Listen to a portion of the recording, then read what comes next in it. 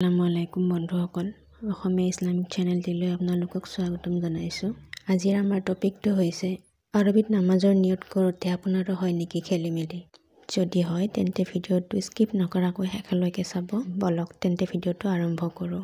মই ক্লাছ 4-5ৰ পৰাই নামাজ পঢ়া আৰম্ভ কৰিছোঁ আৰু তেতিয়াই মোৰ এবাৰ নামাজৰ নিয়তত গণ্ডগোল হৈছিল। তেতিয়া মোৰ আব্বাজনে মোক কৈছিল যে আল্লাহ তাআলাই সকলো ধৰণৰ ভাষাই বুজি পায়।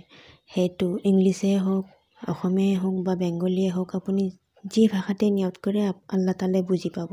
মাত্ৰ নিয়তটো শুদ্ধ হ'ব লাগে, ইবাদত কবুল হৈ যাব ইনশাআল্লাহ। নামাজৰ নিয়তটো আপোনালোকে এই ধৰণে কৰিব।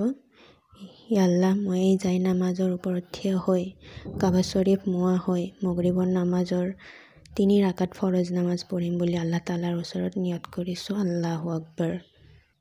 এনেদৰে নিয়ত কৰি আপুনি 5 ওয়াক্ত নামাজ গোটেই পঢ়িব পাৰে। আপোনালোকে মাত্ৰ 2টা কথা মনত ৰাখিব। ইয়া আল্লাহ, মই এই যাই নামাজৰ ওপৰত থিয় হৈ আৰু কাবা শ্বৰীফ মোৱা হৈ, এই 2টা কথা আপুনি খালি মনত ৰাখিব। বাকী কি নামাজৰ কিমান ৰাকাত আপুনি পঢ়িব ওলাইছে সেইটো মিলাই গ'লেই হ'ল। এনেদৰে আপুনি ৰোজাৰ নিয়তো কৰিব পাৰে। আপোনালোকে যদি কিবা বুজি পোৱা নাই মোক কমেণ্টৰ জৰিয়তে সুধিবা, মই জনাই দিম ইনশাআল্লাহ।